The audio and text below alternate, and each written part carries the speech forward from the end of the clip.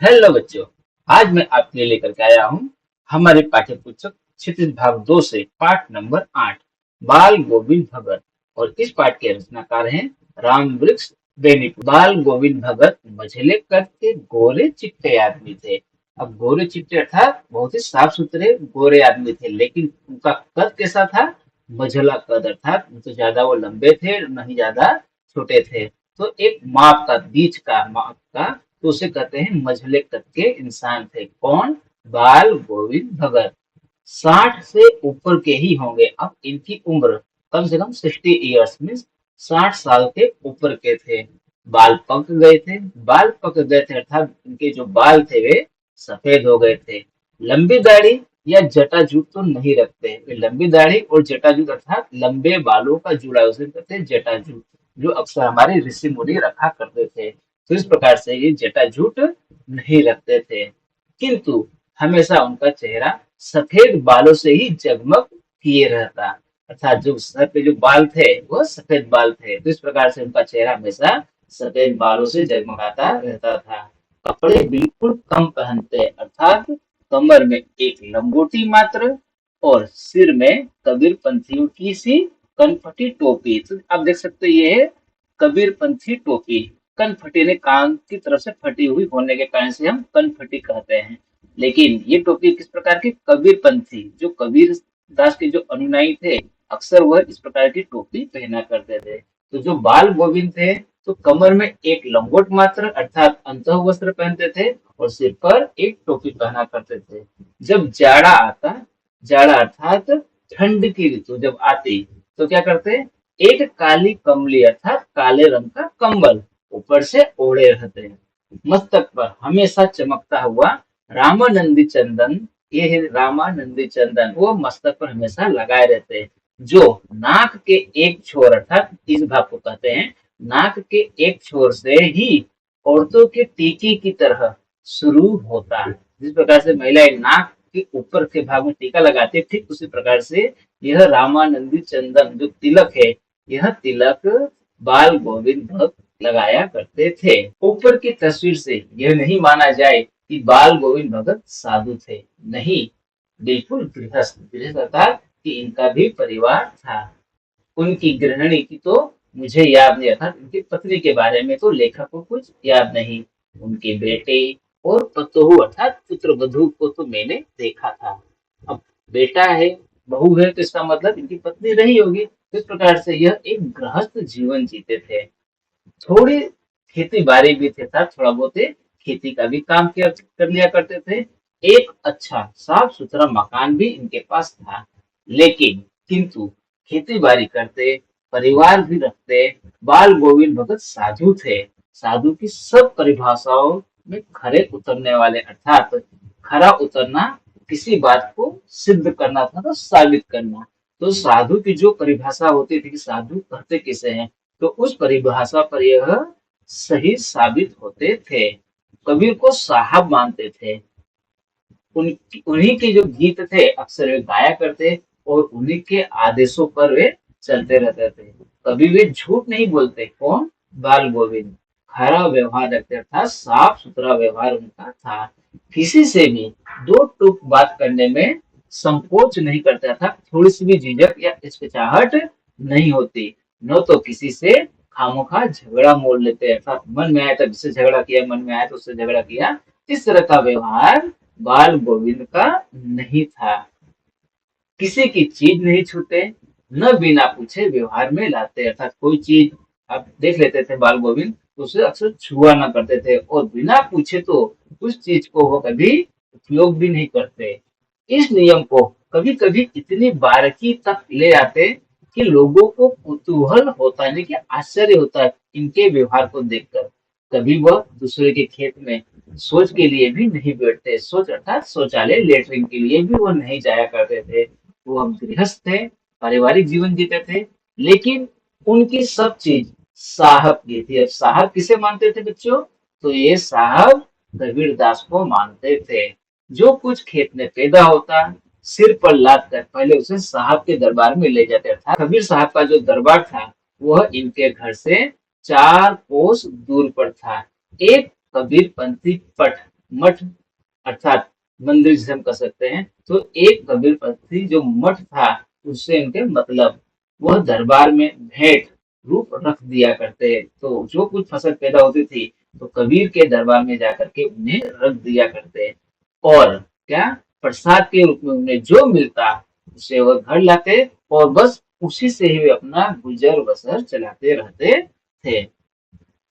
इन सब के ऊपर मैं तो मुग्ध था, अर्थात लेखक, लेखक कौन, रामकृष्ण वेणुपुरी। तो इस प्रकार से रामकृष्ण वेणुपुरी इन पर क्या, मोहित थे, उनके मधुर गान पर, जो सदा सर्वदा ही सुनने को मिलते हैं। कबीर के वे सीधे साधे पद जो उनके कंठ से निकलकर सजीव हो उठते हैं, अर्थात उनमें उन्हें एक नया जीवन मिल जाता। आषाढ़ का महीना की बात की गई है, तो आषाढ़ की रिमझिम है। यह आषाढ़ का जो महीना जून और जुलाई के बीच में अक्सर आता है। समूचा अर्थात संपूर्ण गांव खेतों में उतर पड़ा था। जब आषाढ़ का महीना आया, बारिश आई, तो पूरा जो गांव है वो खेतों में काम करने के लिए उतर पड़ा। अब भला काम कौन सा, कहीं हल चल रहे हैं, तो कहीं रोपनी हो रही है। रोपनी यदि आप देख सकते हो कि चावल को रोपा जाता है, इसे हम कहते हैं धान, कि धान की रोपनी हो रही है। धान के पानी भरे खेतों में बच्चे उछल रहे हैं। अब खेत में पानी भरा हुआ है, और इस पानी में बच्चे क्या कर रहे हैं, उछल रहे हैं। और जो औरतें हैं, औरतें कलेवा लेकर मेड़ पर बैठी है। कलेवा का अर्थ होता है सुबह का नाश्ता, जो अक्सर हमारे किसान भाई लोग खेत में बैठे बैठे किया करते हैं। आसमान बादल से घिरा, धूप का नामो निशान कहीं नजर नहीं आता था। ठंडी पूर्वाज अर्थात ठंडी हवा वो पूर्व दिशा से चल रही थी। ऐसे ही समय आपके कानों में एक स्वर तरंग झंकार सी कर उठी, अर्थात एक आवाज गूंज उठी। यह क्या है, यह कौन है, यह न पूछना न पड़ेगा। बाल गोविंद भगत समूचा शरीर कीचड़ में लिपटाए हुए अर्थात लिथड़े अपने खेत में क्या कर रहे थे, रोपनी कर रहे थे। उनकी जो उंगलियां थी, एक एक धान के पौधे को पंक्तिबद्ध खेत में बिठा रही थी। इस प्रकार से आप देख सकते हैं, एक कतार से, एक लाइन से धान की रोपनी कर रहे थे। उनका कंठ एक एक शब्द को संगीत के जीने पर चढ़ाकर कुछ को ऊपर स्वर्ग, जो स्वर्ग है, स्वर्ग की ओर भेज रहा है, और कुछ को इस पृथ्वी की मिट्टी पर खड़े लोगों के कानों की ओर। तो बाल गोविंद इस प्रकार से गा रहे थे कि उनकी जो आवाज है वह स्वर्ग की ओर जा रही थी, और कुछ आवाज इस मिट्टी में काम करने वाले लोगों के कानों की तरफ गूंज रही थी। बच्चे खेलते हुए झूम उठे, मेड़ पर खड़ी औरतों के होंठ कांप उठते हैं, वे गुनगुनाने लगती है, अर्थात बाल गोविंद गाते तो उसके साथ साथ में वे औरतें भी गाने लगती। हल वाहों ने, हल चलाने वालों की बात की गई है, तो हल वाहों के पैर ताल, जो ताल से उठने लगते हैं। रोपनी करने वालों की जो उंगलियां थी, एक अजीब क्रम से चलने लगती है। बाल गोविंद भगत का यह संगीत है या जादू, पता नहीं। तो कुल मिलाकर के बाल गोविंद का जो संगीत था, उस संगीत में चाहे बूढ़े हो, चाहे जवान हो, चाहे बच्चे हो, चाहे औरतें हो, जो काम कर रही हो, वे सब काम करते करते उनकी संगीत में अक्सर लीन हो जाया करते थे। भादों का महीना का जिक्र किया गया है, जो अगस्त सितंबर के बीच में आता है। तो भादों की वह अंधेरी अधरती यानी कि आधी रात का जिक्र किया गया है। अभी थोड़ी ही देर पहले मूसलाधार वर्षा खत्म हुई, अर्थात बहुत ही भयंकर बारिश खत्म हुई है। बादलों की जो गर्जन, बिजली की जो तड़प में आपने कुछ नहीं सुना हो, किंतु अब झिल्ली की बात की गई, अर्थात झिंगुर की इस झंकार या दातुरो जिसे हम मेढक कहते हैं, कि टर टर बाल गोविंद भगत के संगीत को अपने कोलाहल में डुबो नहीं सकती। तो यहाँ पे झिंगुर की बात की गई है, मेढक की बात की गई है। उनकी खंजड़ी डिमक डिमक बज रही है। ये खंजड़ी है जो कि डिमक डिमक करके बज रही है, और वे गा रहे हैं कि गोविंद में पियवा चमक उठे सखिया, चिहुक उठे ना, चिहुक अर्थात चहक उठे ना, इसे हम कहते हैं चौंक जाना, चिहुक उठना। हाँ, पिया तो गोद में ही है, किंतु वह समझती है वह अकेली है। चमक उठती है, चिहुक उठती है। उसी भरे बादलों वाले भादों की आधी रात में उनका यह गाना अंधेरे में अचानक अकस्मात कौंध उठता, अर्थात अचानक चमक उठने वाली बिजली की तरह किसे न चौंका देता। जिस प्रकार आसमान में बिजली चमक उठती थी, ठीक उसी प्रकार से बाल गोविंद के भजनों को, इनके गीतों को कोई सुनता था तो अचानक वो भी चौंक उठता था। अरे, अब सारा संसार निस्तब्धता अर्थात गतिहीनता में सोया है। चुपचाप पूरा संसार, इनके लोग सोए हैं, लेकिन जो बाल गोविंद भगत है उनका संगीत क्या कर रहा है, अभी भी जग रहा है। अर्थात वे अभी भी गा रहे हैं और लोगों को जगा रहे हैं कि तेरी गठरी में लागा चोर मुसाफिर जाग जरा। यह गीत है बाल गोविंद के द्वारा गाया गया गीत। लेकिन यह गीत किसका था, कबीर साहब का गीत था। कार्तिक, जिसे हम कार्तिक का महीना कहते हैं, जो अक्टूबर नवंबर में आता है, तो कार्तिक आया ही नहीं कि बाल गोविंद भगत की प्रभातियां, प्रभातियां है क्या, एक प्रकार का गीत, एक प्रकार का भजन है। अभी तो कार्तिक का महीना भी नहीं आया, लेकिन बाल गोविंद भगत की जो प्रभातियां है वह शुरू हुई, जो फागुन तक चला करती। अर्थात कार्तिक से गाना शुरू किए, ये फागुन तक गाना चालू रखे। जो फागुन का जो महीना होता है वह लगभग मार्च और अप्रैल के आसपास, अर्थात जब होली आती है तब। इन दिनों वह सब सवेरे ही उठते, न जाने किस वक्त जग कर वह नदी स्नान को जाते, अर्थात नहाने के लिए। देखिए कहाँ जाया करते थे, नदी की तरफ। और नदी कहाँ थी, गांव से 2 मील दूर। वहां से नहा धोकर लौटते और गांव के बाहर ही पोखर का अर्थ होता है तालाब, छोटा सा तालाब। तो पोखरे के ऊंचे मिंडे पर, जो पोखरा का जो ऊंचा टीला था, भिंडे पर अपनी खंजरी लेकर जा बैठते और अपने गाने गाने लगते, अर्थात गाना गाने लगते थे, टेरने लगते थे। मैं शुरू से ही देर तक सोने वाला हूँ, कौन, लेखक। किंतु एक दिन माघ की उस दांत किटकिटाने वाली भोर, अर्थात दांत को भी किटकिटाना, अर्थात इससे कहते हैं कंपा देवे, कांप दे, इस प्रकार की सुबह में भी उनका संगीत मुझे पोखरे पर ले आया। ये पोखरा अर्थात तालाब, तालाब की ओर उनका संगीत खींच लाया, इतनी भयंकर ठंड में भी। अभी आसमान के तारों के दीपक बुझे नहीं, अर्थात अभी तो रात बीती भी नहीं। हाँ, पूरब में लोही लग गई थी, अर्थात सूरज की जो लालिमा थी वह लालिमा छा गई थी, और जिसकी लालिमा को शुक्र तारा और बढ़ा रहा था। खेत, बगीचा, घर, सब पर कुहासा छा रहा था। कुहासा का होता है कोहरा, धुंध। सारा वातावरण अजीब रहस्य से आवृत, अर्थात ढका हुआ मालूम पड़ता था। उस रहस्यमय वातावरण में एक पुष्प, पुष्प क्या है, एक प्रकार की घास है। तो एक पुष्प की चटाई पर पूरब मुंह, पूरब की ओर मुंह करके काली कमली ओढ़े, अर्थात काला कंबल ओढ़े बाल गोविंद भगत अपनी खंजरी लिए बैठे थे। उनके मुंह से शब्दों का तांता लगा था, अर्थात वे गाना शुरू किए थे, और जो उनकी उंगलियां थी वो खंजरी पर लगातार बज रही थी, अर्थात चल रही थी। गाते गाते इतने मस्त हो जाते, इतने सुरूर अर्थात नशे में आ जाते।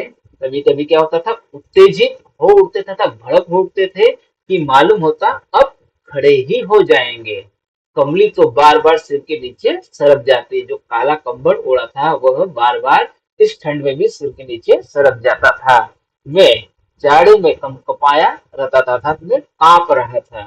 किंतु तारे की छांव में भी उनके मस्तक के श्रम बिंदु, अर्थात पसीने की बिंदु जब तक चमक ही पड़ती है। अब देखिए इतने भयंकर ठंड में भी बाल गोविंद गा रहे, लेकिन उनके माथे पे ये जो मेहनत की गीत गाने की, खंजरी बजाने की, जिसकी वजह से उनके माथे में पसीने की बूंदे नजर आने लगी थी।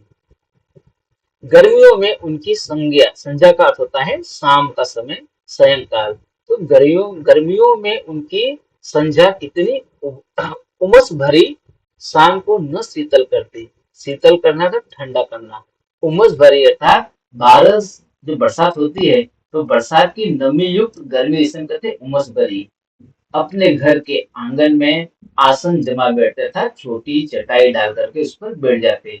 गांव के उनके कुछ प्रेमी भी जुड़ जाते, अर्थात उन्हें चाहने वाले लोग भी उनके साथ बैठ जाते। खंजड़ियों और करतालों की भरमार हो जाती, एक तरफ बाल गोविंद की खंजरी बजती और लोगों की तालियां बजने लगती। एक पद बाल गोविंद भगत कह जाते उनकी प्रेमी मंडली उससे क्या करती, दोहराती तिहराती मीन्स रिपीट करती। धीरे धीरे स्वर ऊंचा होने लगता है, एक निश्चित ताल, एक निश्चित गति से। उस ताल स्वर के चढ़ाव के साथ श्रोताओं के मन भी ऊपर उठने लगते। धीरे धीरे मन तन पर हावी हो जाता।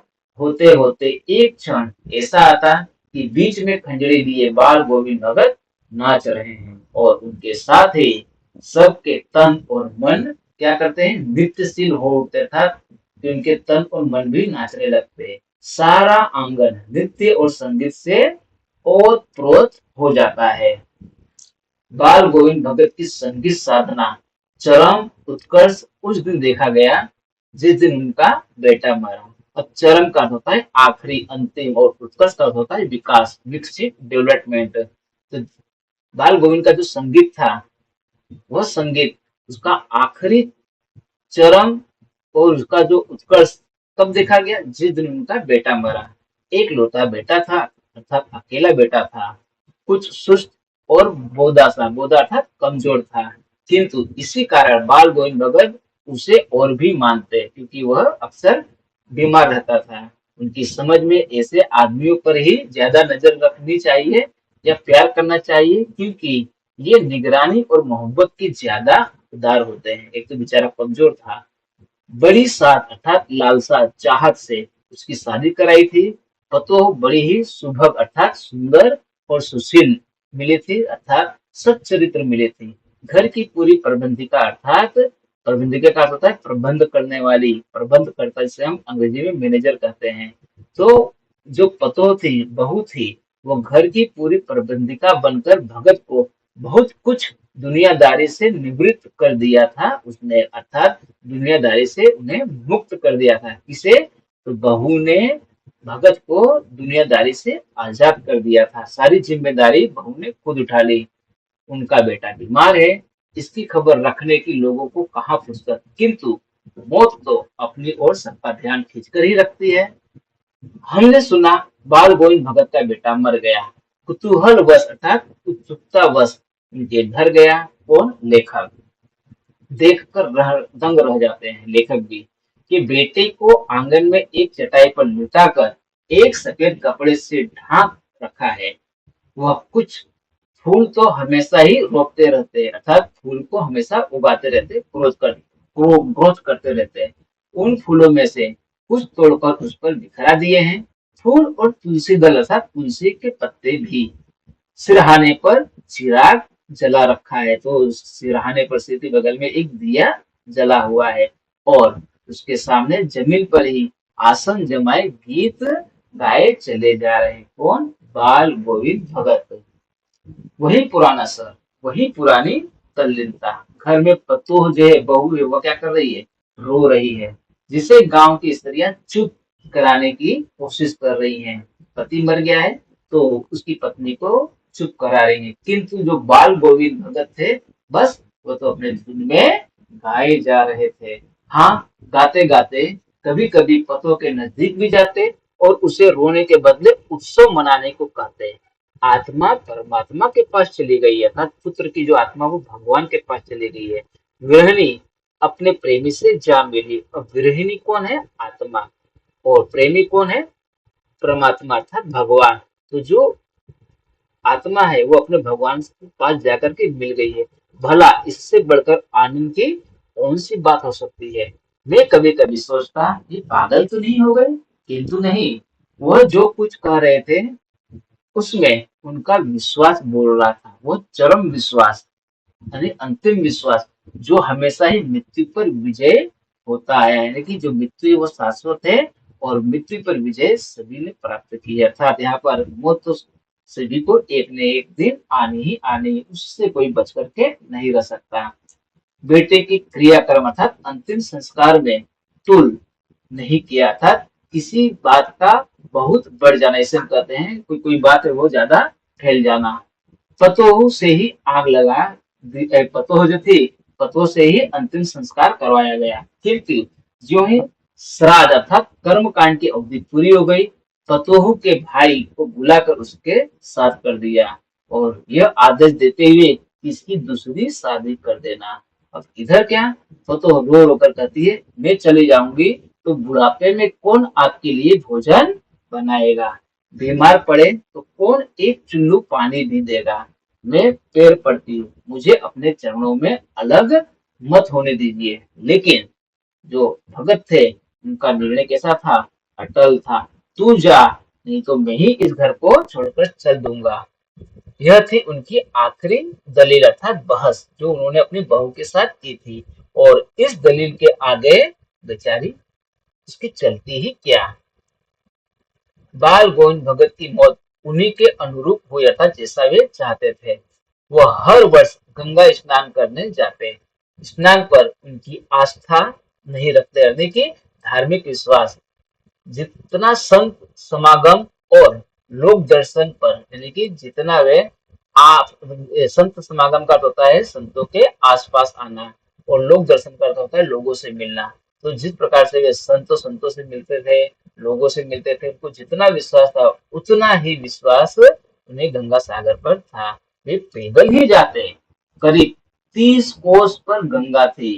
साधु को संबल लेने का क्या हक, और गृहस्थ किसी से भिक्षा क्यों मांगे। अतः इसलिए घर से खाकर चलते तो फिर घर पर ही लौट कर आकर के खाना खाया करते, बीच में बना करके पका करके मांग करके नहीं खाते। रास्ते भर खंजड़ी बजाते, गाते जहां प्यास लगती पानी पी लेते। अब देखिए गाते चले जाते, जहां प्यास लगी वहां वे पानी पी लेते थे। 4-5 दिन आने जाने में लगते, किंतु इस लंबे उपवास में भी वही मस्ती। अब बुढ़ापा आ गया था किंतु टेक वही जवानी वाली, अर्थात कि वह जोश जवानी वाला अभी तक बरकरार था। खाने पीने के बाद भी तबीयत नहीं सुधरी, थोड़ा बुखार आने लगा, किंतु नेम व्रत तो छोड़ने वाले नहीं थे। जो उपवास था, जो नियम थे, उसका तो वो पालन कर ही रहे थे। वही दोनों जुन अर्थात दोनों वक्त, गीत, स्नान, ध्यान, खेती बाड़ी देखना, दोनों टाइम किया करते। दिन दिन जीतने अर्थात जिसका अर्थ होता है छिड़ होना या घिस जाना लगते, तो दिन दिन वे छिड़ने लगे, छिड़ होने लगे।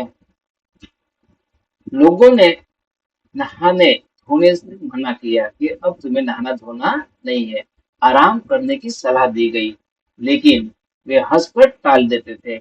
उस दिन भी संध्या में वे गीत गाए, किंतु मालूम होता है जैसे धागा टूट गया, अर्थात माला का एक एक दाना यानी कि मोती बिखरा हुआ।